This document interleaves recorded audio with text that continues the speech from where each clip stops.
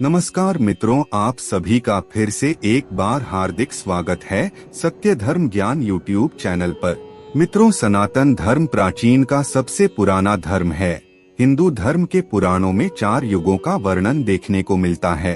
सतयुग, त्रेता युग, द्वापर युग और कलयुग। कलयुग को एक श्रापित युग कहा जाता है, लेकिन क्या आप जानते हैं कि इस पृथ्वी पर आखिर कलयुग कैसे आया और पृथ्वी पर कलयुग का आरंभ कैसे हुआ?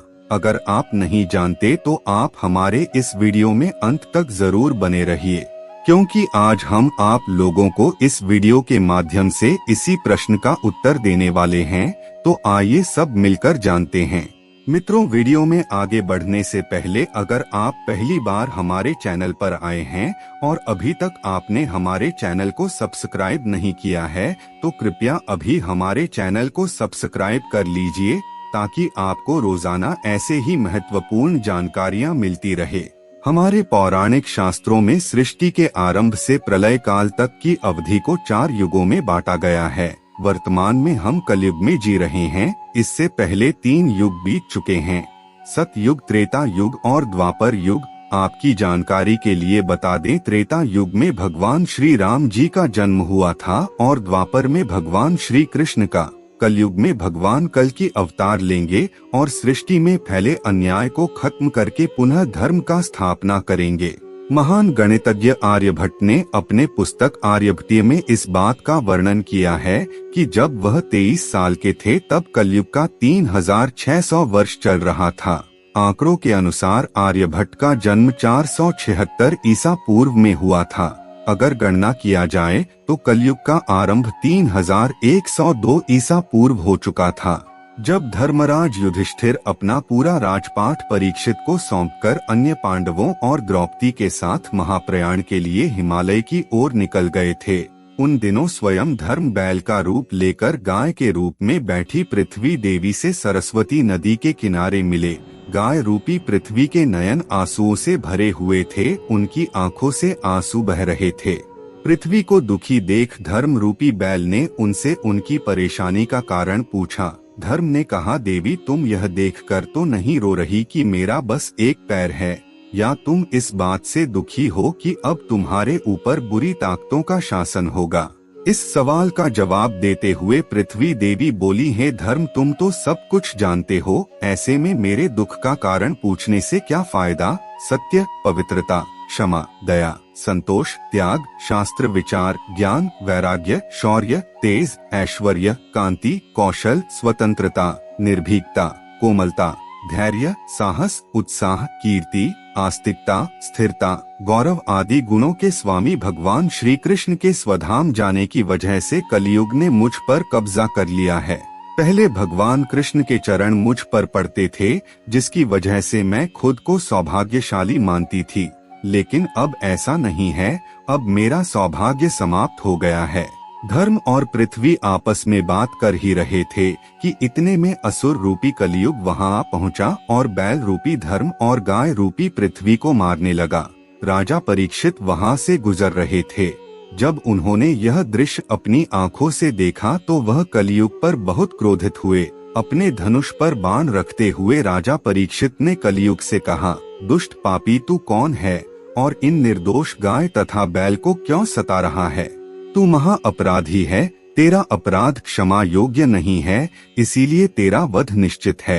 राजा परीक्षित ने बैल के स्वरूप में धर्म और गाय के स्वरूप में पृथ्वी देवी को पहचान लिया। जब राजा परीक्षित ने उन्हें पहचाना तो उन्होंने कहा कि हे धर्म, सतयुग में आपके तप, पवित्रता, दया और सत्य, यह 4 चरण थे।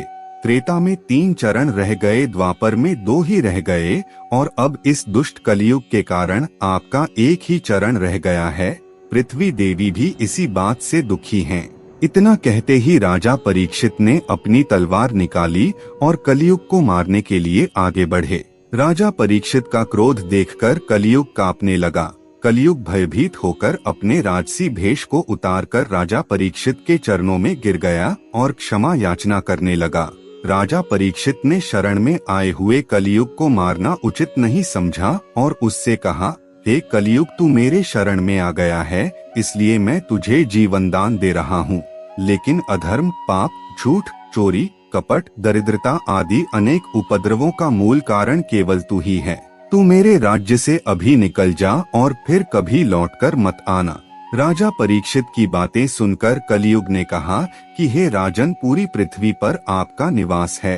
पृथ्वी पर ऐसा कोई भी स्थान नहीं है जहां आपका राज्य ना हो। ऐसे में मुझे रहने के लिए जगह दीजिए। कलियुग के यह कहने पर राजा परीक्षित ने सोच विचार कर कहा, असत्य, मद, काम और क्रोध का निवास जहाँ भी होता है, तू इन 4 स्थानों पर रह सकता है। लेकिन इस पर कलियुग बोला, हे राजन, ये 4 स्थान मेरे रहने के लिए अपर्याप्त है।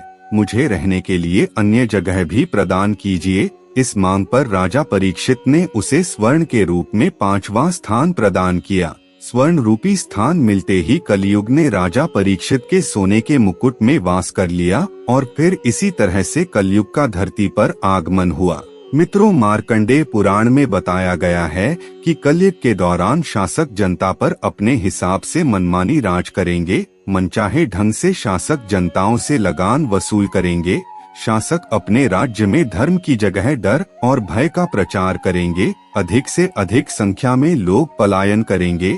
लोग सस्ते खाद्य पदार्थ और सुविधाओं की तलाश में अपने घरों को छोड़कर जाने के लिए मजबूर हो जाएंगे।